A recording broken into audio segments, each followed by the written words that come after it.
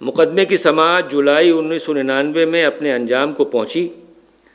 معزز عدالت نے اس دوران مقدمے میں زہر بحث آنے والے اہم فقہی مسائل اور سوالات پر رہنمائی حاصل کرنے کے لیے فریقین کے وکلاء حضرات کے علاوہ بینکنگ کے ماہرین، معاشیات کا ادراک رکھنے والے اسکالرز اور علماء کرام سے اپیل کی کہ وہ عدالت کی معاونت کریں۔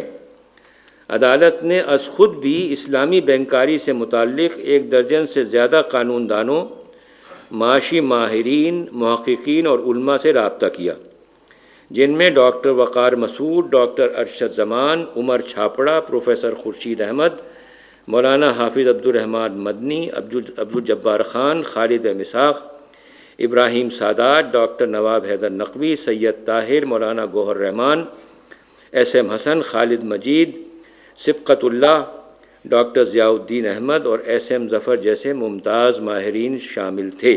اب یہاں لکھا نہیں ہے لیکن آپ کو بتا دوں کہ صرف ہم نے اسلام آباد میں ہیئرنگ نہیں کی، کچھ وکلاء صاحبان کو عدالت کی وجہ سے مشکل تھی، کراچی میں بحث کرنا چاہتے تھے، ہم شریعت ایپیلیٹ بینچ کو کراچی لے کے گئے، وہاں بھی سنا ہم نے جا کے۔ اس موقع پر فاضل عدالت نے اپنے وکلاء اور اسکالرز کی سہولت کے لیے کم از کم 10 سوالات بھی مرتب کیے، جو زیر سماعت 118 اپیلوں میں اٹھائے گئے نکات میں سے اخذ کیے گئے تھے۔ ان سوالات کے سرسری مطالعے سے یہ بات صاف ظاہر ہوتی تھی کہ ان کے جوابات ہی دراصل سود سے متعلق اس اہم مقدمے میں بنیادی کردار کی حیثیت رکھتے ہیں۔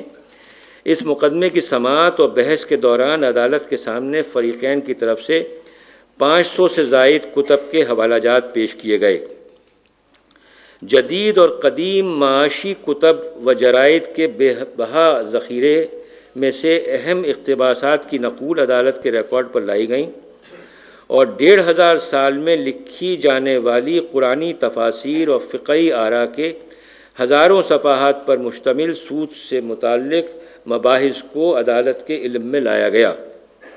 قرآن مجید کے حوالوں کے علاوہ تقریباً 2000 احادیث بھی، یہ ذرا سا ایگزیجریشن ہے، یہ درست نہیں ہے۔ اس سارے مواد کی چھان پھٹک، عمیق مطالعے اور علماء و وکلاء کی بحث سماعت کرنے کے بعد شریعت ایپیلیٹ بینچ نے وفاقی شرعی عدالت کے فیصلے کو عمومی طور پر درست قرار دیتے ہوئے جدید بینکاری سمیت تمام دیگر سودی قوانین کو اسلام کی روشنی میں ممنوع اور حرام قرار دے دیا اور حکومت کو مزید مہلت دیتے ہوئے ہدایت جاری کی کہ وہ جون 2001 تک تمام غیر اسلامی قوانین کو تبدیل کر کے سود سے پاک کر دیں۔ تو یعنی ہم نے وقت کب تک کا دیا؟ جون 2001 تک کا وقت ان کو دیا، حالانکہ یہ وقت ذرا زیادہ تھا لیکن پھر بھی دیا۔ اب کیا ہوتا ہے؟ سب سے پہلی چیز جو کہ اس میں نہیں ہے یہ ہوئی کہ ابھی ہم نے فیصلہ ریزرو کیا ہوا تھا کہ محمود غازی صاحب جو کہ اسلامک اسکالرز میں سے 2 میں سے ایک تھے، ایک تقی عثمانی صاحب تھے، دوسرے محمود غازی صاحب تھے۔ وہ ایک روز ہم لوگوں کی چائے کی بریک ہوتی ہے سپریم کورٹ میں 11 سے لے کے 11:30 بجے تک، تو میں جو وہاں پہنچا تو میں نے دیکھا کہ غازی صاحب عام طور پر تو شیروانی میں ہوتے ہیں جج، کم از کم اس وقت ہوتے تھے، اب تو نہیں ہوتے، اب تو وہ ڈریس بھی بدل گیا ہے۔ تو غازی صاحب ٹائی لگائے ہوئے اور سوٹ لگائے ہوئے بیٹھے ہیں وہاں پر۔ تو میں نے ساتھ میں ایک جج میرے بیٹھے ہوئے تھے، میں نے کہا بھائی یہ آج اس طرح کے ڈریس میں کیسے بیٹھے ہیں؟ کہنے لگے آپ کو پتہ نہیں؟ میں نے کہا کیوں، کیا ہوا؟ کہنے لگا بھائی یہ تو ان کو تو نیشنل سیکیورٹی کاؤنسل جو کہ کیبنٹ سے بھی بڑا ادارہ ہے اس کا ممبر مقرر کر دیا گیا ہے۔ میں نے کہا اچھا۔ خیر بہرحال وہ تھوڑے دور بیٹھے ہوئے تھے، جب ہم نکلنے لگے چائے پی کے تو میں نے غازی صاحب سے پوچھا، میں نے کہا بھائی یہ جو ہم نے فیصلہ ریزرو کیا تھا اس کا کیا بنے گا؟ آپ نے یہ عہدہ لے لیا ہے، آپ تو سپریم کورٹ کے جج کی حیثیت سے تھے۔ کہنے لگے بھائی وہ فیصلہ جو ہے وہ تو تقریباً ہو ہی گیا ہے، اور میں اس کے اوپر دستخط کر دوں گا۔ میں نے کہا آپ جب جج نہیں رہیں گے تو آپ فیصلے پہ دستخط کیسے کریں گے؟ کہنے لگے اچھا تو ٹھیک ہے، پھر آپ ہی لوگ اس کو دیکھ لیجیے گا۔ تو یعنی سب سے پہلا جو عمل ہوا، اور یہ کب ہوا؟ پرویز مشرف صاحب جو کہ 12 اکتوبر 1999 میں تشریف لائے تھے، انہوں نے سب سے پہلا کام یہ کیا کہ سپریم کورٹ کی جو 5 رکنی فیڈرل شریعت اپیلیٹ بینچ تھی، اس کے ایک ممبر کو غائب کر دیا۔ اس سے فرق پڑ سکتا تھا، لیکن فرق یوں نہیں پڑا کہ کانسٹیٹیوشن میں پروویژن یہ ہے کہ زیادہ سے زیادہ علماء 2 ہوں گے، تو لہذا ایک بھی ہو سکتا تھا، تو کیونکہ ایک رہ گئے تھے تو ہمارا کام چل سکتا تھا۔ خیر، پہلا کام تو یہ ہوا۔ اس کے بعد یہ شک نکلی کہ ہائی کورٹ اور سپریم کورٹ کے جتنے بھی جج ہیں، اب آپ کو پتہ ہے کہ جب کوئی جج بنتا ہے تو نوٹیفیکیشن ہوتی ہے، لیکن نوٹیفیکیشن کی بنیاد پر کوئی جج نہیں بنتا۔ نوٹیفیکیشن کے بعد اس کو جا کر کے دستور کے اوپر حلف لینا پڑتا ہے، تب جج بنتا ہے۔ اس کی تنخواہ جب جاری ہوتی ہے، اس کی ملازمت جب شروع ہوتی ہے۔ تو یہ کہا کہ اب آپ کو ہمارا حلف لینا پڑے گا۔ پروویژنل کانسٹیٹیوشنل آرڈر PCO ایک نکالا، اس میں کوئی ایسی خاص بات نہیں تھی، اس میں یہی تھا کہ میں انصاف کروں گا، فلاں کروں گا، یہ کروں گا، وہ کروں گا۔ لیکن جس آدمی نے نکالا، اگر اس کے اوپر آپ حلف لے رہے ہیں تو آپ دراصل اس آدمی کو ایکسیپٹ کر رہے ہیں۔ اور وہاں پٹیشنز پڑی ہوئی تھیں ان کے قانونی ٹیک اوور کرنے کے بارے میں، وہ ہم سن رہے تھے اس وقت۔ تو معلوم یہ ہوا کہ 2-3 چیزیں کہی گئیں اس وجہ کو بتاتے ہوئے کہ نیا حلف کیوں لیا جا رہا ہے۔ اس میں سے ایک تو یہ تھی کہ آپ لوگ غالباً یہ 13 جج جو بیٹھے ہوئے ہیں یہ میری حکومت کو ٹاپل کر دیں گے۔ ایک تو یہ تھی جو آپ یہ پٹیشن سن رہے ہیں، اور دوسری یہ تھی کہ یہ جو سود کا فیصلہ آپ لوگوں نے دیا ہے، یہ اتنے عرصے پاکستان کے 57 سال گزر گئے، اب تک نہیں ہوا، اب آپ لوگوں نے دے دیا۔ خیر بہرحال، تو اب اس میں سوال یہ پیدا ہوا کہ وہ حلف لیا جائے یا نہ لیا جائے۔ تو اس میں 2 قسم کی باتیں تھیں۔ ایک تو یہ بات تھی کہ اگر کسی کو حکومت خود حلف نہ دے تو وہ ریٹائر ہو جائے گا۔ کسی جج کو اگر حکومت خود نامینیٹ نہ کرے کہ جی آپ حلف لیں، تو جس کو حلف وہ نہیں دیں گے وہ ریٹائر ہو جائے گا۔ جو حلف لے لے گا وہ جاری رہے گا، اور اگر کوئی جج خود سے منع کر دے کہ جی ہم حلف نہیں لیں گے، وہ بھی ریٹائر ہو جائے گا۔ تو ہائی کورٹ میں تو کوئی جج بھی ایسا نہیں تھا، 4 ہائی کورٹ ہیں آپ کے، 4 ہائی کورٹوں میں کوئی جج بھی ایسا نہیں تھا جس نے اپنے آپ یہ کہا ہو کہ جی میں حلف نہیں لوں گا۔ یعنی کتنے افسوس کی بات ہے۔ وہ جو میں نے ہیگل والی بات پڑھی تھی، ذرا وہ ذہن میں رکھیے گا کہ اسلام کے بارے میں اور دراصل مسلمانوں کے بارے میں اس نے کیا بات کہی۔ اور ہائی کورٹوں میں اگر کوئی جج نہیں رہے اس بنیاد کے اوپر تو وہ تھے جن کو حلف دیا ہی نہیں گیا۔ سپریم کورٹ میں اس وقت 13 جج تھے، اس میں سے 6 جج ایسے تھے جن کے متعلق ہمیں اس وقت یہ خیال رہا کہ یہ وہ لوگ ہیں جنہوں نے اپنے آپ منع کیا ہے کہ ہم حلف نہیں لیں گے۔ بعد میں کچھ اس طرح کے آثار محسوس ہوئے کہ شاید ان میں سے ایک ایسا تھا جس کو وہ حلف دینا نہیں چاہتے تھے، لیکن ابھی تک وہ بات واضح نہیں ہوئی ہے۔ لیکن ایک بات جو کہ بار بار کئی جگہوں سے سننے میں آتی ہے کہ ان 6 ججوں میں سے بھی ایک ایسے تھے کہ جن کو شاید وہ حلف دینا نہیں چاہتے تھے۔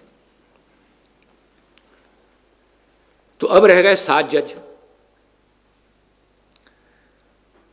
تو انہوں نے کیا کیا کہ پھر وہ ہائی کورٹوں سے لا کر کے اور وہ 12-13 جج پورے کیے، اور اس کے بعد میں وہ ظفر علی خان والے کیس کا فیصلہ کرایا، اور یہ فیصلہ ہو گیا کہ جی یہ جو مشرف کا ٹیک اوور ہے یہ قانون کے مطابق ہے، اور حالات ایسے تھے کہ جس میں اس ٹیک اوور کو ہم کنڈون کرتے ہیں۔ تو میں یہ عرض کر رہا ہوں کہ اس طریقے سے عدالتی کاموں میں انٹرفیئرنس شروع ہوئی، اس انداز کے کام شروع ہوئے، اور اس میں سے ایک اہم بات یہ سود کا فیصلہ تھی۔ آپ کے سامنے ابھی کچھ باتیں ہو چکی ہیں کہ اصل میں جو اس وقت جو دنیا کی گورنمنٹ چل رہی ہے، جس کو آپ گلوبل گورنمنٹ کہہ سکتے ہیں، وہ دراصل نہ امریکہ چلا رہا ہے نہ یورپ چلا رہا ہے، یہ ملٹی نیشنلز ہیں جو چلا رہے ہیں، اور ملٹی نیشنلز میں سب سے بڑے اور سب سے پاورفل جو ہیں بینکرز ہیں۔ ہر بہرحال تو یہ ایک مسئلہ تھا جس کی بنیاد کے اوپر یہ نئے عہد کا شوشہ چھوڑا گیا، اور کئی لوگ جو ہیں وہ وقت سے پہلے سپریم کورٹ سے اور ہائی کورٹوں سے واپس چلے آئے۔ اب کیا ہوتا ہے؟ اب یہ ہوتا ہے کہ ایک، جیسا کہ اسماعیل قریشی صاحب نے کہا، ایک بالکل ہی گیا گزرا bank, United bank, nationalised bank, جس کے اوپر عملہ حکومت کا، ان کے ذریعے سے ایک نظر ثانی کی درخواست کرائی گئی کہ صاحب یہ فیصلہ جو ہے سپریم کورٹ کا یہ صحیح نہیں ہے اور اس کو ریکال کیا جائے۔ اچھا، نظر ثانی کا مسئلہ ایسا ہے کہ وہ اپیل نہیں ہوتی۔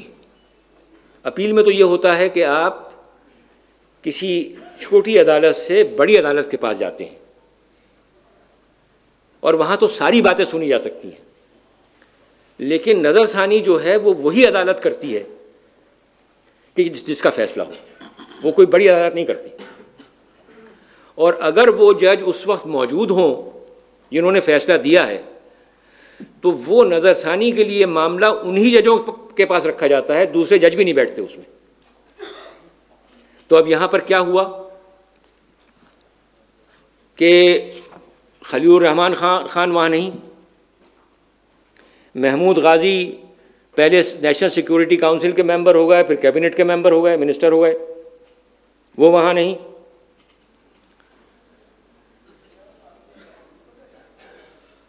اب وہاں پر جو بینچ تھی اس میں صرف تقی عثمانی ایک ایسے جج تھے، عالم جج، جو کہ وہاں موجود تھے، باقی اور منیر شیخ، دو جج وہاں پر ایسے موجود تھے جو کہ اس بینچ میں تھے، باقی 3 جج وہاں موجود نہیں تھے۔ اب وہاں پر جو درخواست دی گئی اس کے متعلق غلط فہمی ہے، غلط فہمی میں آپ کے سامنے دور کرنا چاہتا ہوں۔ وہاں درخواست جو دی گئی وہ دراصل ریویو کی نظر ثانی کی درخواست تھی، اور اس کے ساتھ میں ایک منسلک درخواست تھی اسٹے کی، کہ یہ جو وقت دیا گیا ہے اس وقت کو میں اضافہ کر دیا جائے۔ تو اس وقت تک کیا کام ہوا تھا؟ اس وقت تک شیخ ریاض چیف جسٹس ہو گئے تھے،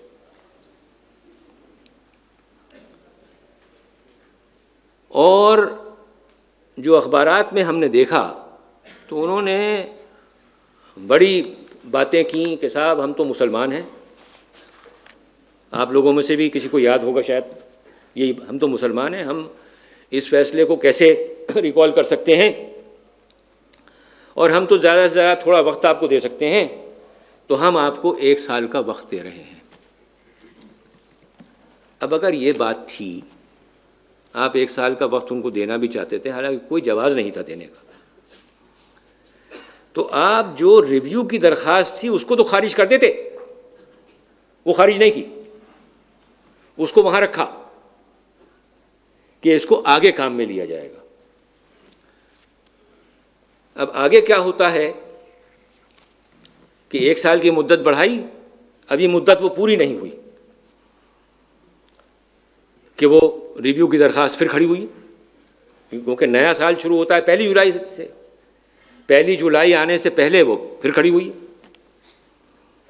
اس مرتبہ وہ جس کو کہتے ہیں ساری چیزیں بالکل سامنے آ گئیں کہ جی ریویو کریں۔ انہوں نے مشکل سے 3 4 5 سنوائی کے اندر وہ کام جو کہ اتنی محنت سے ہوا تھا اس کو ریویو کیا، اور یہ کہا کہ یہ فیصلے صحیح نہیں ہیں، نہ سپریم کورٹ کا فیصلہ صحیح ہے، نہ وفاقی شرعی عدالت کا فیصلہ صحیح ہے، اور ہم اس کیس کو واپس بھیجتے ہیں۔ ارے بھائی، اگر تو وفاقی شرعی عدالت کا فیصلہ صحیح نہیں تھا تو آپ اپنا فیصلہ دیتے اور اس فیصلے کو رد کر دیتے، لیکن مقصد کیا تھا؟ مقصد یہ تھا کہ اس کو واپس بھیجیں گے، وہاں کبھی سنوائی ہو نہ ہو، اور اگر ہو بھی گئی اور انہوں نے فیصلہ جو ہے وہ لوگوں کے حق میں کر دیا، اسلامی قوانین کے حق میں کر دیا، اس کی اپیل ہو جائے گی، پھر وہ 10 سال پڑی رہے گی۔ تو یعنی ٹیکٹکس جو تھے اس کے یہ تھے۔ اب یہاں پر میں جو اس بینچ کے ججز تھے جنہوں نے یہ فیصلہ دیا اس کے متعلق کچھ بتانا چاہوں گا۔ اس کی وجہ، کسی بھی عدالت کے فیصلے میں 2 چیزیں دیکھی جاتی ہیں۔ ایک چیز تو یہ کہ فیصلہ کیا ہے۔ فیصلہ تو وہ بالکل 0 + 0 + 0 = 0۔ فیصلہ تو یہ ہے، فیصلے کی تو کوئی حیثیت نہیں ہے۔ اگر فیصلے کی حیثیت نہ بھی ہو اور وہ فیصلہ دیانتدارانہ ہو تو وہ غلط بھی ہے تو صحیح ہوتا ہے، ایسا ہو جاتا ہے نا۔ بعض مرتبہ ایسے لوگ پھانسی ٹنگ جاتے ہیں جن کو نہیں ٹنگنا چاہیے، لیکن اگر تو دیانتداری سے فیصلہ ہوا ہے تو ٹھیک ہے بھائی، اللہ پاک کی یہی مرضی تھی، ہو گیا۔ تو فیصلہ تو کچھ نہیں ہے۔ اب وہ لوگ کون تھے جنہوں نے یہ فیصلہ دیا ہے؟ سب سے پہلی بات تو یہ کہ 2 علماء انٹروڈیوس کیے گئے۔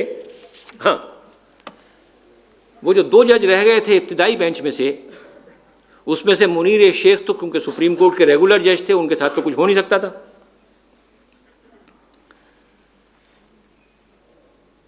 مفتی تقی عثمانی صاحب کو ڈی نوٹیفائی کر دیا گیا کہ وہ یہ کیس نہیں سن سکتے۔ حالانکہ مفتی صاحب نے بھی ایک بہت بڑی غلطی کی، اور وہ یہ کی کہ انہوں نے بھی پی سی او کا حلف لے لیا، ان کو لینا نہیں چاہیے تھا۔ بہرحال انہوں نے یہ لے لیا تھا اور انہوں نے 1 سال کی ایکسٹینشن دے دی تھی، وہ بھی ان کے لیے کافی نہیں تھا۔ جس وقت کہ نظر ثانی کی درخواست بذات خود سنوائی کے لیے آئی تو مفتی عثمانی صاحب انہیں قبول نہیں تھے، انہیں ڈی نوٹیفائی کر دیا گیا، اور ان کے بجائے 2 علماء جج لیے گئے، ایک تو ڈاکٹر خالد محمود اور دوسرے رشید احمد جالندری۔ یہ وہ لوگ ہیں جن کے متعلق کبھی کسی نے سنا بھی نہیں کہ یہ بھی کوئی عالم ہے۔ یعنی آپ یہ سوچیں کہ بھائی اگر آپ نے کسی عالم کو سپریم کورٹ میں لینا ہے تو اس کا کچھ تو اسٹیچر ہونا چاہیے۔ نتیجہ کیا ہے؟ نتیجہ یہ ہے کہ یہ فیصلہ دینے کے بعد، نظر ثانی کا فیصلہ دینے کے بعد اور کیس کو واپس پھینکنے کے بعد ان دونوں علماء کے متعلق کبھی تذکرہ بھی نہیں سنا ہوگا آپ نے کہ یہ بھی سپریم کورٹ کی اپیلیٹ بینچ کے جج ہیں، کیونکہ ان کا تو کام ہی یہی تھا، جو ان سے کام لینا تھا سو لے لیا۔ اب تو وہ بینچ بھی فعال نہیں ہے، اب تو کچھ بھی فعال نہیں۔ اچھا، یہ 2 آدمی تو یہ تھے، اب رہ گئے 3 آدمی۔ منیر شیخ صاحب جنہوں نے ابتدائی فیصلے میں کانکر کیا تھا دیگر فیصلوں کے ساتھ میں، انہوں نے نظر ثانی کے فیصلے میں اپنا ایک پیراگراف کا بھی نوٹ نہیں لکھا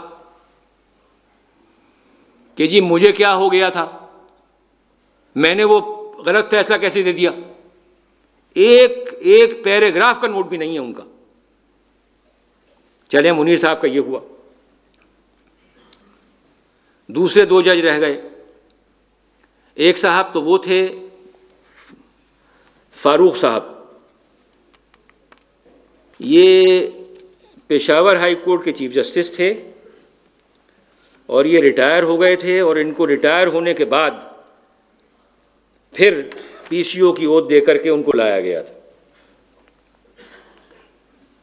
شیخ ریاض صاحب کی خوبیاں میں آپ کو کیا بتاؤں، وہ تو ایسی خوبیاں ہیں کہ میں اگر صبح تک بیان کرتا رہوں تو پوری نہیں ہوں گی، وہ اتنی خوبیاں ہیں ان کی۔ خوبیاں دیکھنے کی ابتدا اس وقت ہوئی جب میں سپریم کورٹ کی ایک بینچ گئی ہوئی تھی کوئٹہ، تو وہ دو ہی ججوں کی بینچ تھی، ایک شیخ ریاض صاحب تھے اور ایک میں تھا۔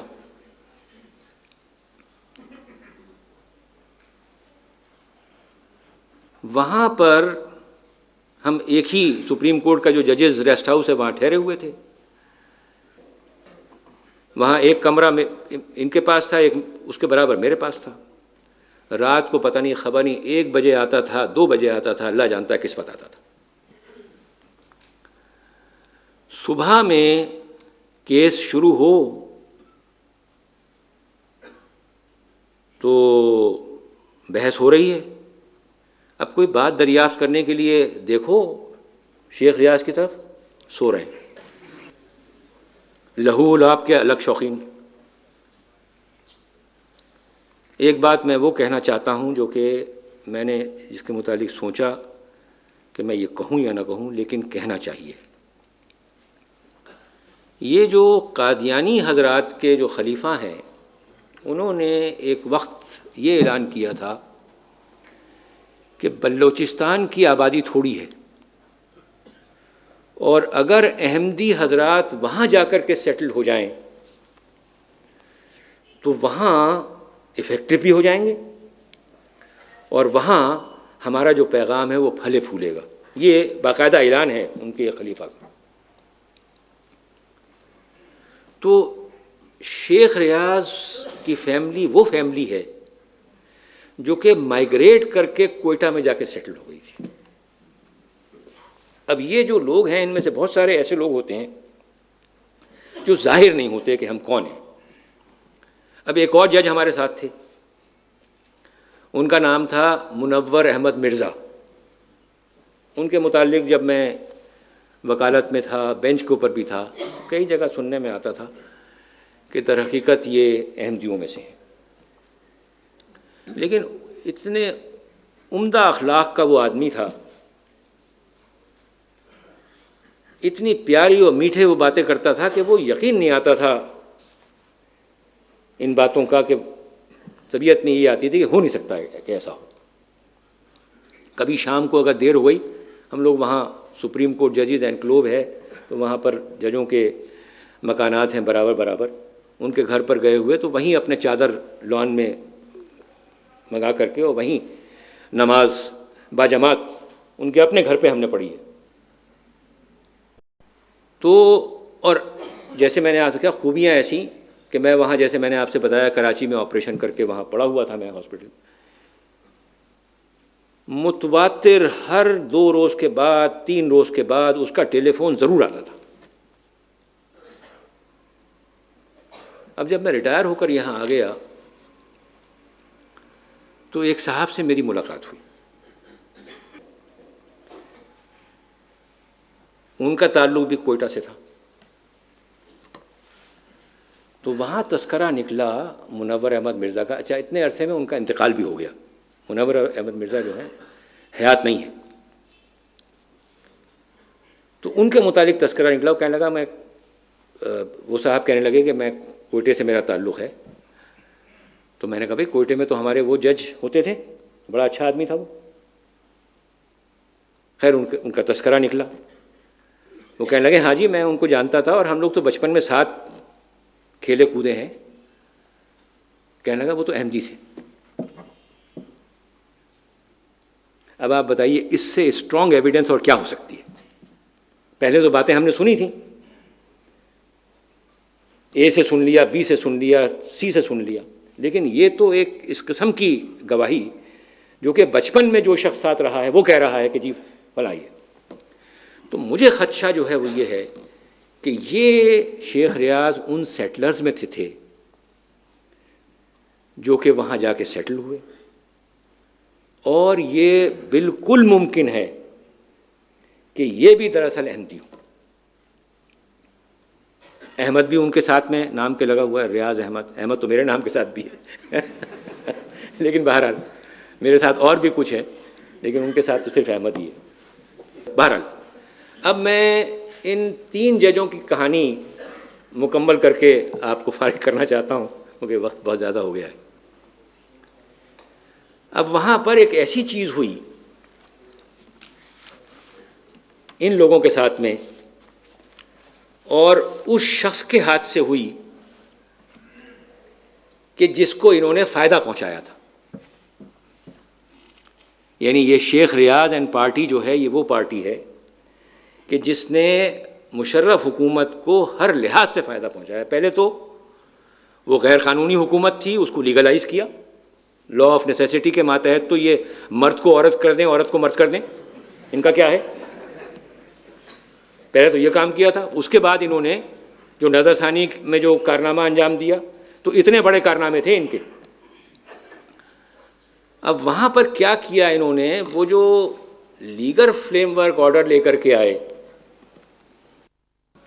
اس میں انہوں نے یہ کیا کہ سپریم کورٹ کے ججوں کی جو ٹینیور کی میعاد تھی وہ 65 سے بڑھا کر کے 68 سال کر دی، اور ہائی کورٹ کے ججوں کی جو ٹینیور تھی وہ 62 سے بڑھا کر کے 65 کر دیے۔ ایک طرح کی رشوت ہے، یعنی آپ نے ہمارے لیے کیا ہے ہم آپ کے لیے کرتے ہیں۔ اب جس وقت کہ اسمبلی الیکٹ ہو کر کے گئی تو انہوں نے تو ایل ایف او کو ماننے سے انکار کر دیا۔ جو ایم ایم اے والے ہیں حالانکہ کافی حد تک ان کے ساتھ گئے، 17th امینڈمنٹ بھی پاس کرائی، لیکن انہوں نے کہا یہ ججوں کا معاملہ جو ہے اس پہ ہم ایگری نہیں کریں گے۔ یہ 68 سال کی جو عمر ہے اور جو یہ 65 سال کی ہائی کورٹ والوں کی عمر ہے اس پہ ہم ایگری نہیں کریں گے۔ اچھا بھائی، تو ایم ایم اے والوں نے خود کہا کہ ہم 66 سال پہ ایگری کر لیتے ہیں، اور انہوں نے اس لیے کیا ہوگا کہ یہ شیخ ریاض بھی اس وقت 66 کے نہیں ہوئے تھے اور یہ باقی جج بھی کوئی 66 کے نہیں ہوئے تھے۔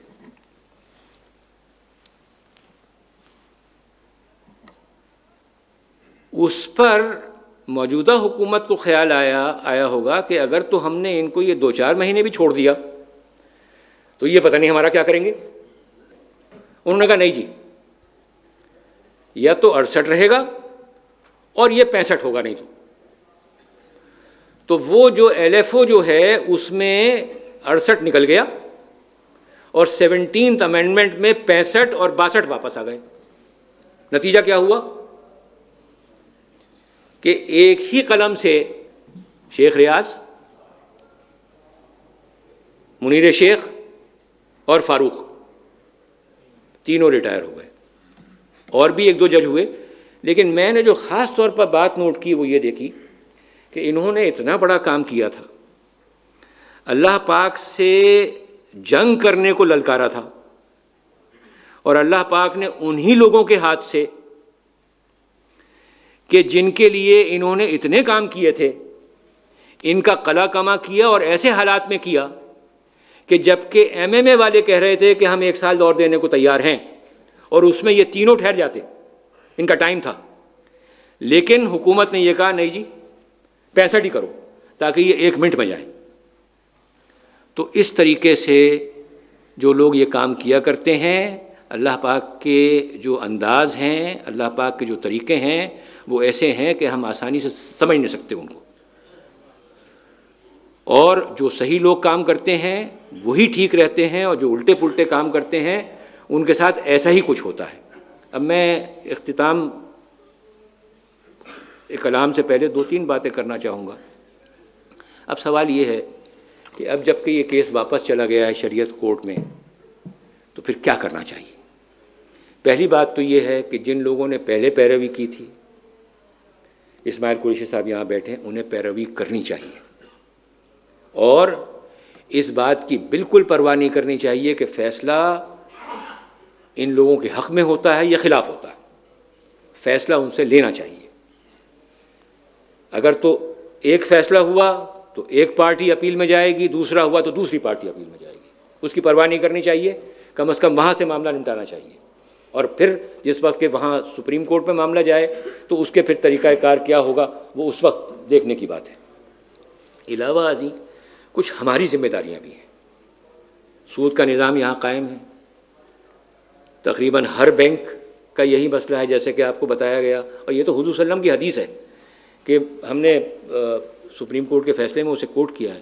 آپ نے یہ فرمایا کہ ایک وہ زمانہ آئے گا، مجھے ایگزیکٹلی الفاظ اس کے یاد نہیں ہے، لیکن آپ نے یہ فرمایا کہ ایک وہ زمانہ آئے گا کہ جو لوگ سود دیں گے یا لیں گے یا نہ لیں گے، اس کی چھینٹیں ہر ایک پر آئیں گی، اس کا دخان یا غبار ضرور اس کے اندر آئے. یہ آپ نے فرمایا، تو وہ ہو رہا ہے. تو اب ان حالات میں ہمیں کیا کرنا چاہیے؟ ہمیں یہ کرنا چاہیے کہ ایک تو جہاں تک ممکن ہو اپنی رقوم یہ جو ریگولر بینکس ہیں ان سے نکال لینی چاہیے،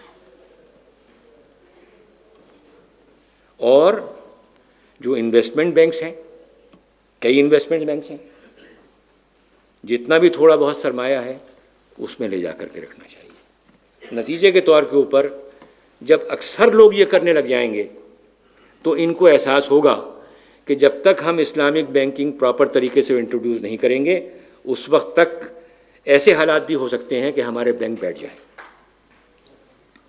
تو لہٰذا یہ وہ چیز ہے جو ہم خود کر سکتے ہیں اور جو ہم کو کرنی چاہیے. ایک آخری کلمہ یونائٹڈ بینک کے بارے میں عرض کرنا چاہتا ہوں کہ یونائٹڈ بینک سرکاری ادارہ تھا، اس سے نظر ثانی کی درخواست اس کے ذریعے سے فائل کی گئی تھی. جو بینک سب سے پہلے بکا ہے اور جو پرائیویٹائز ہوا ہے وہ یونائٹڈ بینک ہی تھا. اس طریقے سے حشر ہوتا ہے. جی بہت مہربانی آپ کی. ذرا تشریف رکھیے. یہ خوشخبری تو میں آپ کو پہلے ہی سنا چکا ہوں کہ مجھے کوئی صدارتی خطبہ نہیں دینا ہے، لیکن میں اپنا فرض سمجھتا ہوں کہ جسٹس ریٹائرڈ بدیع الدین احمد صاحب جس طرح میرے ایک فون پر آمادہ ہو گئے لاہور آنے کے لیے، شد رحال کرنے کے لیے، میں ان کا بہت ہی ممنون احسان ہوں. اور جو ساری داستان انہوں نے ہمیں سنائی ہے، واقعہ یہ کہ اس کے بہت سے گوشے، اگرچہ بعض گوشے معلوم تھے لیکن بہت سے گوشے وہ ہیں کہ جن پر سے پردہ کشائی ہوئی ہے اور جس سے صورتحال جو ہے وہ ہمارے سامنے اور زیادہ واضح ہوئی ہے. ویسے میرا اپنا ذاتی ایک خیال ہے جس میں جسٹس صاحب سے اختلاف کر رہا ہوں. میرے خیال میں یہ سارا پروسیس ایکسرسائز ان فیوٹیلیٹی ہے، کچھ حاصل نہیں. ہمیں ایک ریولیوشن کی تیاری کرنی پڑے گی، ایک انقلاب برپا کرنا پڑے گا، ورنہ یہ کہ 25 سال کی محنت جس طرح ایک چٹکی بجاتے جو ہے ختم ہو گئی، ایسے ہی دوبارہ اس کو سکتا ہے. اس لیے کہ جو بھی اس وقت کی عالمی قوتیں ہیں اور جو بھی ان کے عزائم ہیں، جو ان کے نقشہ کار ہیں، اور جس طرح ہمارے لوگ پاپٹس ہیں، ان کی کوئی حیثیت ہے ہی نہیں، ذاتی حیثیت ہے ہی نہیں. اور ضیاء الحق صاحب کے بارے میں جو انکشاف آج ہوا ہے کہ انہوں نے امریکہ میں جا کر جو باتیں کی ہیں، اگرچہ میں نے بھی صرف بہت تھوڑی سی دیر دھوکہ ان سے کھایا تھا کہ ان کی شورا کے میں نے اس کی شمولیت قبول کر لی تھی، حالانکہ اس سے پہلے انہوں نے مجھے مرکزی وزارت پیش کی تھی جس سے میں نے معذرت کی تھی کہ میں اس کے قابل نہیں ہوں، میں کبھی کوریڈورز آف پاور میں آیا گیا ہی نہیں ہوں، چلا پھرا ہی نہیں ہوں. اور دوسرے یہ کہ آپ ہمیں کرنے کچھ نہیں دیں گے، اصل معاملہ تو آپ کے اختیار میں، فوجیوں کے ہاتھ میں ہے. اور جس طرح JUI اور جماعت اسلامی کے جو وزراء تھے وہ داغدار ہو کر نکل آئے تھے کہ یہ کچھ کام نہیں کر سکے، یہی حشر آپ ہمارا کریں گے. لہذا میں نے وہ بات نہیں مانی تھی، لیکن شورا میں سمجھتا تھا کہ کچھ یہ شخص مخلص ہے اسلام کے بارے میں. لیکن یہ کہ پہلے سیشن کے بعد میں نے سمجھ لیا تھا کہ کچھ نہیں ہے سوائے ایک ونڈو ڈریسنگ کے، کہ امریکن اوپینین کو وہ یہ باور کرانا چاہتے ہیں کہ میری حکومت جو ہے خالص فوجی حکومت نہیں ہے، بلکہ کچھ نہ کچھ سویلین عناصر بھی میرے ساتھ ہیں. تو یہ معاملہ واقع تھا، لیکن جس قدر واضح بات آج سامنے آئی ہے وہ میرے علم میں نہیں تھی. میں سمجھتا ہوں کہ خلوص قلب کی تاثیر ہے یہ کہ آپ سب حضرات نے اس قدر سکون سے اور اتنے اطمینان سے بیٹھ کر جو ہے جسٹس صاحب کی بات بھی سنی ہے. اللہ تعالیٰ ہمت دے اور بھی کوئی مہلت انہیں ملے اور کام کریں. ہمارے لیے بھی دعا کریں لیکن یہ ہے کہ واقعتاً سوائے ریولیوشن کے کوئی اور راستہ ہمارے لیے کھلا نہیں ہے. اور یہ تقریر میں کر چکا ہوں چند ماہ قبل کہ کیا پاکستان کے خاتمے کی الٹی گنتی شروع ہو گئی ہے. مجھے تو بحالات موجودہ اور جو کچھ زمین پر فیکٹس آن دی گراؤنڈز ہیں اس کے اعتبار سے بہت سخت پاکستان کے مستقبل سے مایوسی ہے. البتہ اللہ تعالیٰ کی طرف سے، جیسے کہ جسٹس صاحب نے بھی مثالیں دی کہ اللہ جب کرتا ہے تو کیسے کرتا ہے. اگر اس وقت انہوں نے فیصلہ نہ کیا ہوتا تو وہ جج صاحب آ کر بیٹھ گئے ہوتے تو پھر یہ کہ یہ داستان مختصر ہو جاتی، بس اتنا ہی ہوتا، باقی تو انجام تو وہی ہوا ہے. لیکن یہ کہ واقعتاً اللہ تعالیٰ کی طرف سے کوئی صورتحال پیدا ہو جائے تو شاید اللہ تعالیٰ جو ہے کوئی ہمیں مہلت دے دے مزید، اور ہم کچھ کر سکیں یہاں پر، اور کوئی واقعتاً یہاں کے نظام میں تبدیلی لا سکے بنیادی طور پر. سبحانک اللہم و بحمدک نشہد ان لا الہ الا انت نستغفرک و نتوب الیک.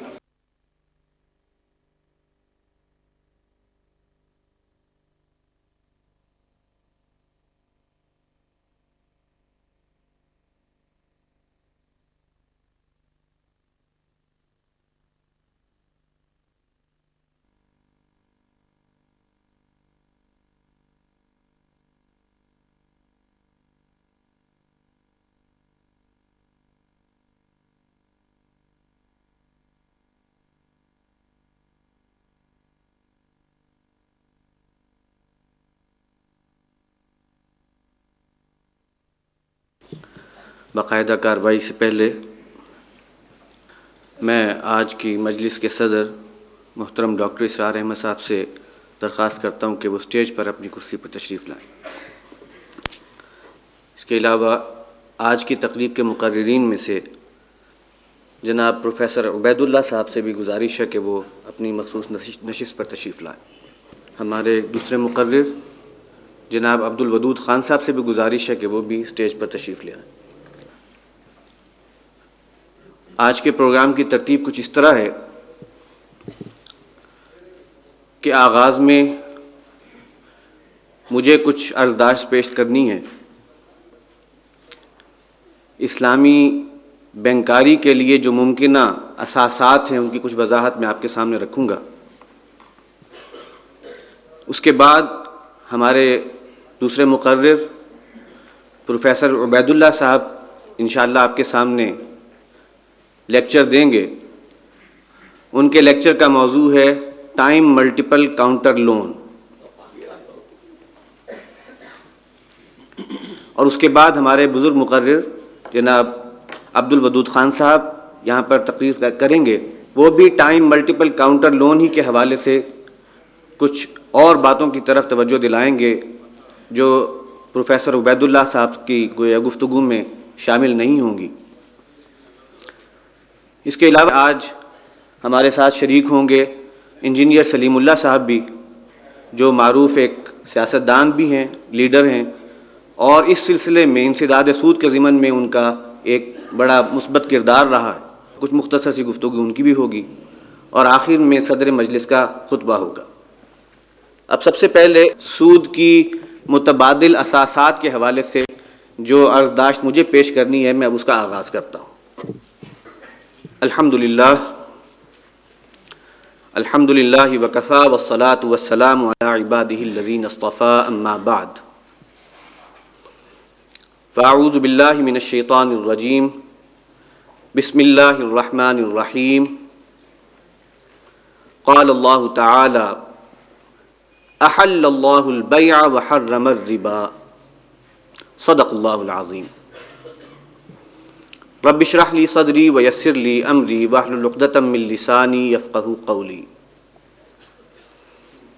اللہم الہمنا رشدنا واعذنا من شرور انفسنا آمین یا رب العالمین. حضرات، میری آج کی اس گفتگو کے دو حصے ہیں. پہلا حصہ ہماری کل کی نشست کے بعض موضوعات سے متعلق ہے، اور دوسرا حصہ اسلامی بینکاری کے ضمن میں جو ممکنہ اساسات ہیں ان کی توضیح اور تفصیل پر مشتمل ہے. کل کی جو گفتگو یہاں پر ہوئی، آخری گفتگو میں صدر مجلس محترم ڈاکٹر اسرار احمد صاحب نے ایک بات کی طرف اشارہ کیا، اور وہ بات اصلاً جو رودات بیان کی تھی جناب جسٹس وجیہ الدین احمد صاحب نے، کہ کس طریقے سے ایک جنگ لڑی گئی قانونی سطح پر، ادارتی سطح پر، اور بہت محنتیں ہوئیں، بہت سا کام جو ہے وہ کیا گیا، معاملات آگے بڑھے، لیکن چونکہ اس ضمن میں ارباب حل و عقد کا ارادہ اور نیت درست نہیں تھی، یا اسے اگر میں یوں کہوں کہ وہ اس بات کی، اس معاملے کی نزاکت سے پوری طرح آگاہ نہیں تھے،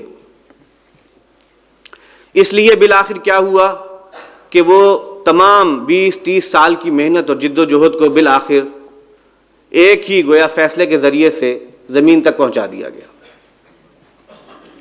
اس بات پر صدر مجلس نے ایک کمنٹ کیا تھا، اور وہ کمنٹ جو ہے وہ نوٹ کرنے کے قابل ہے۔ کمنٹ یہ ہے کہ حقیقی اور واقعی تبدیلی ایک اسلامی انقلاب، ہمگیر اسلامی انقلاب کے بغیر ممکن نہیں۔ اگر ہم چاہتے ہیں، ہم سمجھتے ہیں کہ اس ملک میں اسلام کا نظام رائج ہو، اسلامی شریعت جو ہے وہ بالادست ہو، تو اس کے لیے لازم ہے کہ ایک انقلاب کی تیاری کی جائے۔ دیکھیے، یہ بات جب ہمارے سامنے آتی ہے اور انقلاب کی ایک دعوت اور ایک کال پیش کی جاتی ہے، تو جہاں بہت سے لوگ جو نزاکتوں کو پہچانتے ہیں وہ فوری طور پر بڑھ کے اس بات کو قبول کرتے ہیں، انہیں بات اپیل کرتی ہے کہ ہاں، جس طرح کی کوششیں کی گئی ہیں اس کے بعد بھی اگر حالات یہ ہیں، معاملات یہ ہیں، تو واقعتاً اس کے بغیر چارہ نہیں۔ وہیں کچھ اور لوگ ہیں جو اس کے ضمن میں کچھ سوالات کرتے ہیں، اشکالات پیش کرتے ہیں، ثابت کرنے کی کوشش کرتے ہیں کہ آپ کے اس کام میں، آپ کی اس پیغام میں کچھ تضاد ہے، تصادم ہے۔ مثلاً کچھ اعتراضات جو وہ پیش کرتے ہیں، ایک اعتراض عام طور پر جو ہے وہ کیا جاتا ہے، اور مجھ سے بھی لوگ کہتے ہیں کہ ٹھیک ہے، بات مانتے ہیں، انقلاب جو ہے وہ حل ہے، لیکن وہ انقلاب ہے کہاں، اس کے آثار کہاں ہیں، اس کے لیے وہ محنت اور جد و جہد کہاں ہے، نظر نہیں آ رہی۔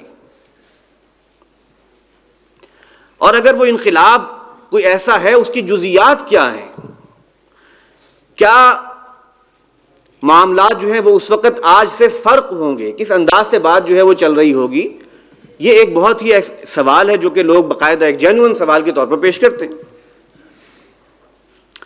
دوسرا سوال یا دوسرا اشکال جو سامنے لایا جاتا ہے وہ یہ ہے کہ ہمارے پاس کتاب اللہ موجود ہے، ہمارے پاس سنت رسول صلی اللہ علیہ وسلم ریکارڈڈ شکل میں موجود ہے، اس میں جو اگر کوئی غلط چیزوں کی آمیزش ہو گئی تھی تو اب اس کو بھی پوری طرح سے تھریش آؤٹ کر دیا گیا ہے، اس کا بھی تجزیہ ہو چکا ہے کہ صحیح کیا ہے، غلط کیا ہے اس میں۔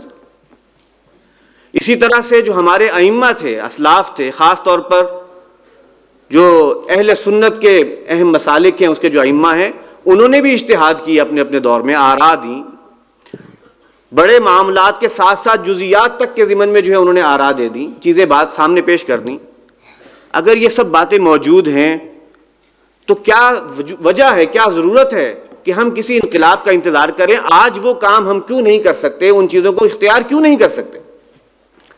اگر اسلام ایک برحق دین ہے اور اس میں انسانیت کے مسائل کا حل موجود ہے، تو پھر یہ چیزیں جو ہیں لوگ اس کی طرف راغب کیوں نہیں ہوتے؟ کچھ لوگ کچھ اور تاثر بھی پیش کرتے ہیں کہ اصل میں آپ کے پاس حل نہیں ہے کوئی۔ ایک اور اشکال جو بظاہر بہت جینوئن نظر آتا ہے وہ یہ ہے کہ اگر واقعی تبدیلی انقلاب کے بعد آنی ہے تو پھر آج یہ سیمینارز منعقد کرنے کی کیا ضرورت ہے؟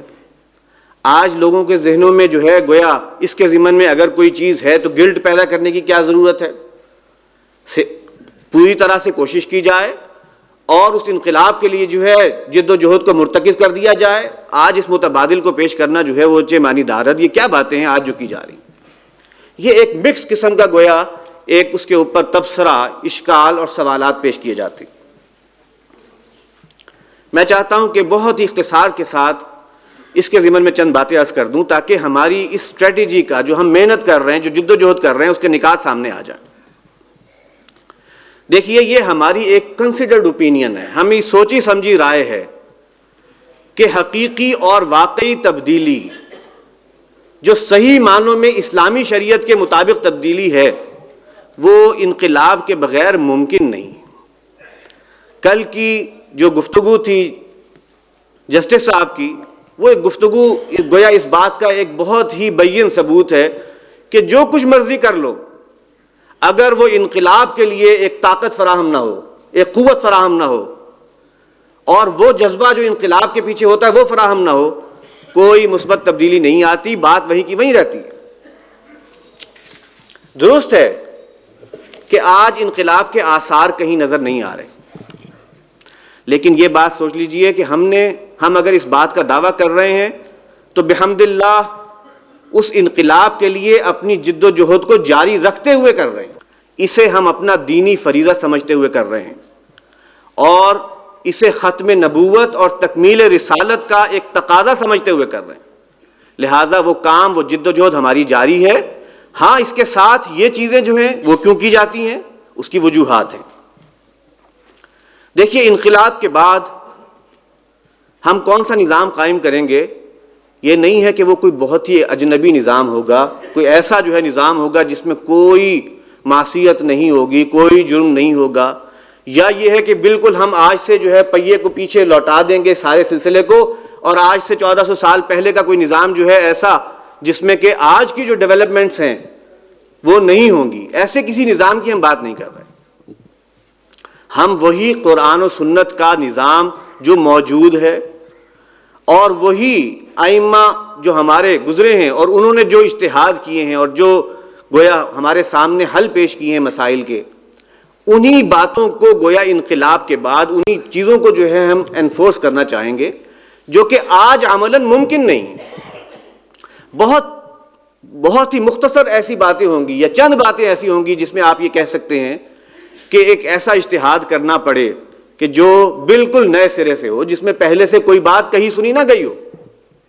میں سوچ رہا تھا کہ کون سے معاملات ہو سکتے ہیں معاشیات کے ضمن میں کہ جن پر ایسا اجتہاد کرنے کی ضرورت پیش آئے جو اس سے پہلے نہ ہو۔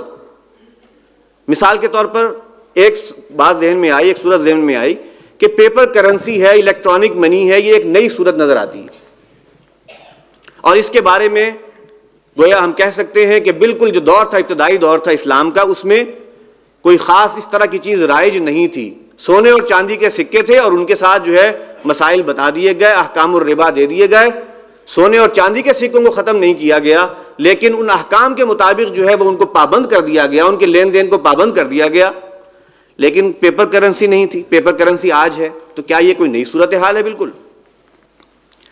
اور آپ کی دلچسپی کے لیے عرض کروں کہ اس بات پر جب میں نے غور کیا اور کچھ مطالعہ کیا کہ پیچھے ہمارے ائمہ میں سے کسی نے اس بارے میں کوئی بات کی ہے، تو چیز سامنے یہ آئی کہ امام مالک نے اس ضمن میں گفتگو کی ہوئی ہے، انہوں نے اس کے مسائل لکھے ہوئے ہیں کہ اگر کسی علاقے میں کسی جگہ پر سونے اور چاندی کی کرنسی نہ ہو، اس کی جگہ پر کوئی اور کرنسی ہو، فلوس ہو، کوئی چمڑا ہو، اسے کرنسی کے طور پر استعمال کیا جا رہا ہے، کوئی درخت کی چھال ہو اور اسے جو ہے کرنسی کے طور پر استعمال کیا جا رہا ہے، تو اس صورت میں جو ہے احکام الربا کیسے چلیں گے اور لین دین کیسے ہوگا؟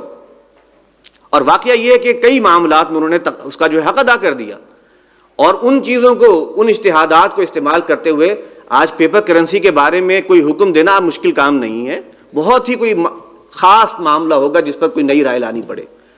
لیکن یہ ہے کہ جس طریقے سے انہوں نے اس کے اوپر بحث کی ہے اور ابن قدامہ نے بحث کی ہے، اس سے تو اندازہ یہ ہوتا ہے کہ انہوں نے پوری طرح سے فورسی کر لیا تھا کہ کیا معاملہ ہوگا اگر اس قسم کی کوئی کرنسی رائج ہوگی۔ انقلاب کی صورت میں جو فوائد حاصل ہوں گے وہ کیا ہیں؟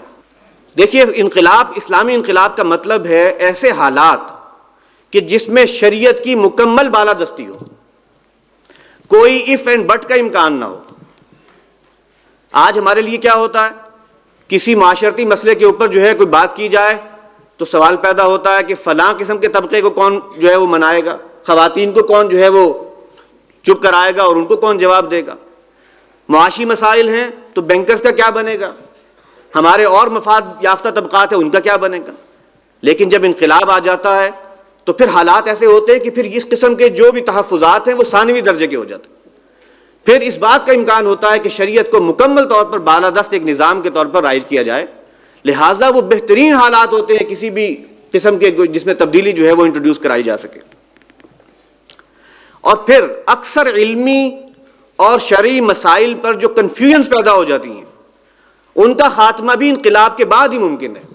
آج حالات یہ ہے کہ بہت سے ایسے معاملات ہیں جس پر ہم جب سوچتے ہیں کہ وہ کیسے ہوں گے، اسلامی شریعت کے مطابق کیسے ہوں گے، تو ہمارے سامنے پیرامیٹرز آج کے گیون سرکمسٹانسز ہیں. آج کل کے حالات میں ہم سوچتے ہیں تو لے دے کر انہی میں پلس مائنس کرتے ہوئے سوچنا پڑتا ہے. اور اگر مثال کے طور پر کوئی شخص ہے وہ کاروبار کر رہا ہے، اس کا کاروبار جائز ہے، لیکن اگر اس کے ذہن میں آج جو ہے وہ رائج جو سود ہے وہ بینچ مارک کے طور پر آ جاتا ہے، وہ سوچتا ہے کہ مجھے اتنا تو لینا ہی چاہیے، تو وہ سود ایک بینچ مارک جو پڑا ہوا ہے وہ اس کے ذہن میں ایک خلط جو ہے وہ خلط مبحث کر دیتا ہے، اس کے ذہن میں جو ایک شکوک و شبہات پیدا کر دیتا ہے کہ پتہ نہیں میں جو کر رہا ہوں وہ صحیح ہے کہ غلط ہے. اور جب اسلام آیا تھا تو آپ کو معلوم ہے کہ جو ایسے اعتقادات تھے، لوگوں نے سوچا کہ یہ ایک جانور ہے، اس نے ایک بکری ہے، یہ ایک گائے ہے، یہ جو ہے اونٹنی ہے، اس اتنی مرتبہ جو ہے بچہ جن چکی ہے، اب اس کو ایک خاص تقدس حاصل ہو گیا ہے، اب اسے کوئی نہیں کھا سکتا. فلاں جانور ہے، اس کو ایک خاص تقدس حاصل ہو گیا ہے کہ وہ کسی کے نام پر اسے کوئی نہیں کھا سکتا. قرآن نے ایسی تمام اس قسم کی جو تھے تحفظات یا اس قسم کی جو شبہات تھے ان کی نفی کر دی، فرما دیا نہیں، اس میں کوئی حرج نہیں ہے، لا جناح علیکم، یہ تمام چیزیں اللہ نے جائز قرار دی ہیں، الا یہ کہ اس کے اندر یہ معاملات ہوں، یہ حرام ہے، اسے بتا دیا گیا. تو یہی معاملہ آج ہوتا ہے. بہت سی چیزوں کے اوپر اشکال ایسا ہو جاتا ہے کہ کچھ سمجھنا، جب بھی میں گفتگو کرتا ہوں کسی کے سامنے تو بات یہ آتی ہے کہ ہم رہ کر آج کے حالات میں سوچ رہے ہیں اور بات ہم کر رہے ہیں اسلام کے حقیقی تصور کی، جو کہ آج ویولائز کرنا ممکن نہیں. مجھے وہ یاد آتا ہے جو قول ہے، مشہور جملہ، کہ وہ جو کہا گیا تھا کہ انا قد ارسلنا لنخرج الناس من ظلمات الجہالہ، جہالت کے ظلمات، اندھیروں سے جو ہے نکال دیں ہم لوگوں کو، الی نور الاسلام، اسلام کے نور کی طرف لے آئیں. یہ اسلام کے نور کی طرف اسی وقت آنا ممکن ہے جب واقعتاً اسلامی نظام کے گویا قیام کے حالات میسر ہوں، تب تو اسلام کا نور نظر آتا ہے، بصورت دیگر ایک کنفیوژن رہتی ہے. اور ظلم و استحصال کا جو کی ہر صورت کا خاتمہ یہ انقلاب کے بغیر ممکن نہیں. کل ہمارے سامنے ہمارے ایک فاضل مقرر نے بہت عمدہ خطاب کیا جس میں جو ظلم اور استحصال اور جبر، اور خاص طور پر وہ جبر جو مالی معاملات کے ضمن میں کیا جاتا ہے، اس کی نقشہ کشی کی تھی انہوں نے. کس طریقے سے اس وقت جو ہے ایک بینکرز کا طبقہ یا جو اونرز ہیں، وہ بڑے بڑے بینکوں کے اونرز، وہ کس طریقے سے اس پورے نظام کو جکڑے ہوئے اور اس سے نکلنا ممکن نظر نہیں آتا. یہ جبر ہے، استحصال ہے. اب میں اس پر جب غور کرتا ہوں کہ اس قسم کے حالات میں ہمارے لیے کیا گویا سبق ہے، ہمیں کیا کرنا چاہیے، تو مجھے یہ نظر آتا ہے کہ ایک دور وہ تھا اسلام کا جب کہ اسلام رائز پر تھا اور مسلمانوں کی طرف سے پیش قدمی تھی. دوسرے لوگوں کو جا کر کہا جاتا تھا کہ یا تو اسلام لے آؤ، ہمارے برابر کے بن جاؤ گے، بھائی بن جاؤ گے، اسلام نہیں لاتے چھوٹے بن کر رہو، جزیہ دو، اور یہ بھی نہیں کرتے تو تلوار ہمارے اور تمہارے مابین فیصلہ کرے گی. یہ جو صورتحال تھی، آج صورتحال برعکس ہو چکی ہے. آج غیر مسلم طاقتیں اور قوتیں تقریباً ایسا ہی معاملہ مسلمانوں کے ساتھ کر رہی ہیں. اب یہ ایک ایسی مثال ہے جسے ہم یہاں پر دیکھیں تو جو منی ماسٹرز آج کے بڑے بنے بیٹھے ہیں، جو استحصال کر رہے ہیں، اگر اسلامی نظام قائم ہو اور اسلام جو ہے اسی طرح سے رائز پر ہو تو مسلمان اور وہ خلیفہ جو اللہ کو ماننے والے ہیں وہ منی ماسٹرز ہوں گے، پوری دنیا کی دولت ان کے قبضے میں ہوگی، اور وہ دولت کو اس طرح سے استعمال نہیں کریں گے جس سے جبر ہو اور جس سے استحصال ہو. وہ دولت کا اور پوری دنیا کا دولت کا استعمال اس طریقے سے کریں گے جس سے انسانوں کی فلاح اور بہبود ہو سکے، جس سے لوگوں کی جو ہے مشکلات کا حل ہو سکے. لہٰذا آج کے ان منی ماسٹرز پر الزام نہیں ہے، وہ تو ہمارے دشمن ہیں ہی، ان کی دشمنی تو ہمیشہ سے ہمارے لیے گویا کھلی پڑی ہے. قرآن نے بیان کر دی ہے کہ ان کی دشمنی جو منہ سے کہتے ہیں اس سے کہیں بڑھ کر ہے. وہ تو یہ کہیں گے کہ بھائی ہم نے تمہیں کب کہا تھا، تم نے ایک اتنی بڑی جو ہے اسلامی سلطنت قائم کر دی، مسلمانوں کی ایک نظام حکومت قائم کر دیا. جب پاکستان قائم ہوا تھا سسٹم ہمارا ہی اختیار کیا، بینکنگ سسٹم تو وہی کا وہی رہا. یہ ہمارا قصور ہے کہ تمہارا قصور ہے؟ اسی طریقے سے آج اگر ہم تمہیں قرض دیتے ہیں اور قرض دے کر ہم تم سے جو ہے وہ قرض اور سود کا تقاضا کرتے ہیں تو تمہارا تو اختیار ہے، تم قرض نہ لو، تم قرض لیتے ہو اللہ تو اللہ میں اڑا دیتے ہو، اسے مس یوز کرتے ہو. کیوں کرتے ہو؟ تمہارا قصور ہے کہ ہمارا قصور ہے؟ اور یہی بات ہے جو شیطان جو ہے وہ کہے گا جب اللہ کے حضور پیشی ہوگی. قرآن مجید میں ایک جو ہے اس قسم کی ایک مثال بیان کی گئی ہے کہ وہ کہے گا وہ کہ یہ اپنے آپ کو ملامت کرو، مجھے مت ملامت کرو، میں نے تو تمہیں دعوت دی اور تم نے لبیک کہا اور چلے آئے، میرے پیچھے چل پڑے. تو آج جو تم نے اپنی حالت بنا لی ہے، جس قسم کے حالات سے تم آج جو دوچار ہو، یہ تمہارا اپنا قصور ہے. انہوں نے تو یہ کرنا ہی ہے، انہوں نے تو تسلط قائم کرنا ہے تاکہ پوری دنیا کو غلام بنائیں، استحصال کریں. لیکن ہمارے اوپر ذمہ داری کیا ہے؟ ہمیں اس نظام خلافت کو قائم کرنا ہے تاکہ اس تمام دولت پر مسلمان جو ہے وہ قابض ہو جو پوری دنیا میں اس وقت پھیلی پڑی ہے، اور اسے انسانیت کی فلاح و بہبود کے لیے استعمال کیا جائے. دیکھیے یہ چند باتیں میں خلافت کے حوالے سے اس لیے کہہ رہا ہوں کہ خلافت یا انقلاب اسلامی کے ذریعے سے قوت نافذہ میسر ہو جاتی ہے. آج جتنی بھی ہم الٹرنیٹیوز دیتے ہیں وہ سب کے سب بے اثر ہو جاتے ہیں اگر وہ قوت نافذہ نہیں ہے. قوت نافذہ ہو اور شریعت کی بالادستی کے راستے میں کوئی رکاوٹ نہ ہو تو یہ تمام باتیں جو ہم کر رہے ہیں اور ہم بیٹھ کر جو جتنی بھی سود کے خلاف بات کر رہے ہیں وہ سب کی سب اہم ہیں، ویلڈ ہیں. لہٰذا اصل زور اور اصل فوکس ہمارا جو ہے وہ اس کی تیاری کے لیے ہونا چاہیے. لیکن جب تک انقلاب نہیں آتا کیا کریں؟ یہ تو اللہ کی دین ہوگی، ہماری طرف سے محنت ہے، اعطاء اللہ کی طرف سے ہوگی کہ اللہ تعالیٰ جو ہے وہ نظام وہ حالات میسر کر دے. آج ہم کیا کریں؟ ایک تو میں نے بتا دیا اپنی قوتوں کو جو ہے اور زیادہ تیز کیا جائے، اپنی اور محنتوں کو آگے بڑھائیں. دوسرے، اس وقت اس نظام میں رہتے ہوئے سود جیسی جو لعنت ہے اور برائی ہے اس سے جس حد تک ممکن ہو براہ راست انوالومنٹ اس سے تو بچیں. انسان مجبور ہو جاتا ہے، مضطر ہو جاتا ہے تو اس کے حالات مختلف ہوتے ہیں. لہٰذا اس پر تو ہم اللہ کے ہاں جو ہے گویا ہمارا مواخذہ ہو سکتا ہے کہ بھئی تم کر سکتے تھے، تم نے ایسا کیوں نہیں کیا؟ سود سے بچ سکتے تھے، کیوں نہیں کیا؟ جوئے سے سٹے سے بچ سکتے تھے، کیوں نہیں کیا؟ اس لیے کہ اس پر تمہیں جبر نہیں تھا، تمہارے لیے اور آپشنز کھلے تھے. لہٰذا ان برائیوں سے براہ راست جو انوالومنٹ ممکن ہے اس سے بچنا جہاں تک ممکن ہے یہ تو کرنا ہم پر لازم ہے. اسی طریقے سے اگر صریح سود کے مقابلے میں عریاں سود کے مقابلے میں کوئی ایسا متبادل میسر ہے جسے علماء حق کے ذریعے سے گویا اس کی جو ہے اس کا اثبات ہو، وہ کہیں کہ ہاں یہ چیز وہ ہے جس میں صریح عریاں سود نہیں ہے، تو اس قسم کے معاملے کے اندر جانے کی جو ہے اجازت ہے، رخصت ہے. کوئی عزیمت کے راستے پر رہ سکتا ہے تو اس کے لیے وہ بہتر ہے، اس لیے کہ ہو سکتا ہے اس کے اندر بھی کوئی معاملہ ایسا ہو جس کی وضاحت ضروری ہے، جسے جاننا ضروری ہے. لیکن یہ ہے کہ اگر اس کے مقابلے میں کوئی ہو تو اس کو اختیار کیا جا سکتا ہے، یہ آج کل کے حالات میں، اس لیے کہ ظاہری سی بات ہے ہر شخص بہت دیر تک کے عرصے کے لیے جو ہے اس حد تک نہیں رہ سکتا کہ وہ ہر قسم کی چیزوں سے جو ہے جتنا بھی ہو دور ہو جائے، وہ اپنے کاروبار بند کر دے. کاروبار کرنا پڑے گا، لیکن کاروبار میں اگر آپ کو پیسہ درکار ہے تو ایک صورت وہ ہے جو سود کے ذریعے سے ہے، اور ایک صورت وہ ہے جو سود کے بجائے کوئی اشتراک کے ذریعے سے ہے، کوئی جو ہے مضاربت اور مشارکت کے ذریعے سے ہے. تو اس کے لیے جو ہے وہ آپشنز کھلے ہیں، اس شرط کے ساتھ کہ اس ہمگیر تبدیلی کے لیے اپنے آپ کو جو ہے کمر بستہ رکھا جائے اور اس کو جو ہے فوکس میں رکھا جائے. ورنہ کیا ہوگا؟ ورنہ یہی ہوتا ہے کہ پھر وہ ٹارگٹ جب اوجھل ہو گیا تو انسان اس کام میں اور آگے سے آگے بڑھتا چلا جاتا ہے. الحمدللہ ثم الحمدللہ کہ ہماری خاص طور پر تنظیم اسلامی کی یہ پالیسی رہی ہے ہمیشہ سے. اس جد و جہد کے اندر تو شریک ہیں ہی، لیکن کوئی بھی اگر مثبت پیش رفت ہوئی ہے تو اسے ریڈیکیول نہیں کیا گیا، اسے لیٹ ڈاؤن نہیں کیا گیا. کوشش کی ہے کہ اس کی حوصلہ افزائی ہو تاکہ وہ جو ایک صریح سود کی شکل میں اور صریح برائیوں کی شکل میں اللہ اور اس کے رسول سے جنگ جاری رہی ہے اور جاری ہے اور اس کے اثرات جو ہے ظاہر ہو رہے ہیں، اس کی شدت میں کوئی کمی تو واقع ہو سکے. لہٰذا ہم یہ سیمینار جو کرتے ہیں اس کے ذریعے سے ہم یہ کوشش کرتے ہیں کہ لوگوں کے اندر یہ احساس بھی بیدار ہو، اس ذمہ داری کو جو ہے لے کر چلنے کی جو ہے کوئی ان کے اندر جذبہ پیدا ہو.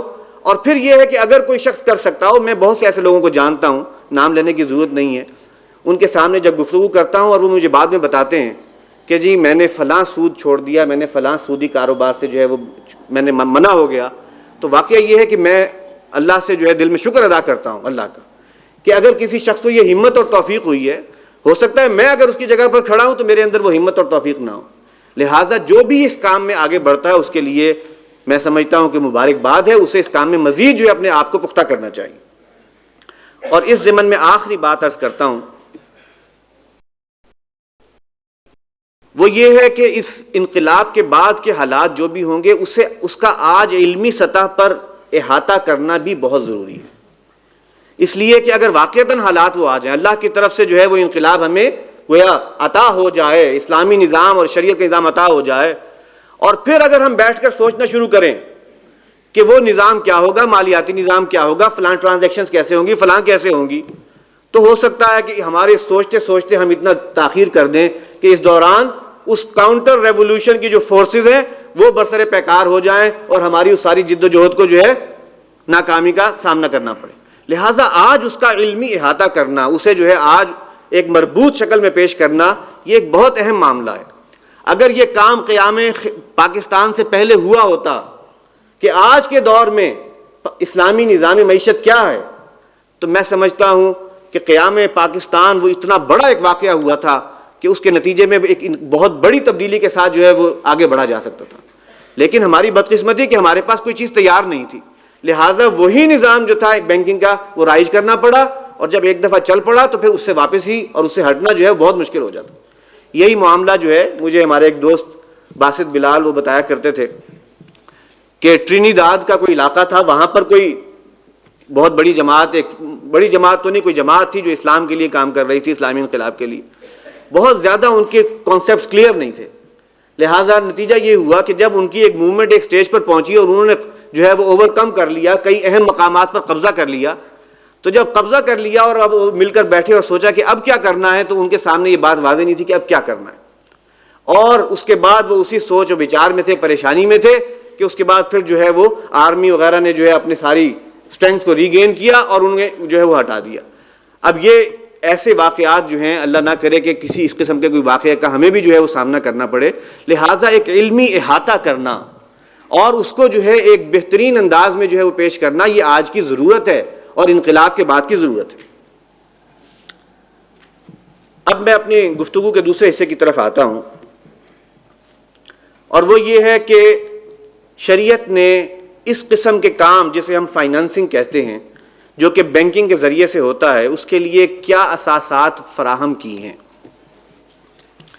دیکھیے، ایک صاحب نے ایک دفعہ یہاں پر تقریر کی تھی، ایک بہت اچھی بات کی انہوں نے کہا سود بہت بڑی لعنت ہے، بہت بڑی برائی ہے، کوئی شک نہیں، اور اس کا کچھ مظاہرہ ہم نے کل کی جو ہے خطابات میں دیکھ بھی لیا. لیکن انہوں نے کہا اس کے اندر ایک بہت اچھائی کی بات بھی ہے. اچھائی کی بات کیا ہے کہ یہ نظام بہت سہل ہے، اس میں قرض کا لین دین سہولت سے کچھ پرسنٹیج کے ساتھ جو ہے وہ کیا جا سکتا ہے، اسے کیلکولیٹ کرنا مشکل نہیں. ایک دن کے لیے چاہیے اوور نائٹ لینڈنگ کرانی ہے، اس کے لیے کیا طریقہ ہوگا، مہینے کے لیے کیا ہے، اس کے لیے کیا طریقہ ہوگا. یہ اس کا سہل ہونا ہی ہے جس کی وجہ سے اسے اتنا جو ہے وہ فروغ حاصل ہوا اور اس طریقے سے یہ پھیل گیا کہ آج یہ پورا جو ہے ایک بہت مربوط نظام کی صورت میں سامنے موجود ہے. باقی اس کے پیچھے کیا کانسپریسی ہے یہ ایک الگ مسئلہ ہے، لیکن سہل ہونا اس کا جو ہے، اور یہ اللہ کی طرف سے آزمائش ہوتی ہے، سہل بات کے ذریعے سے اللہ تعالیٰ آزماتا ہے.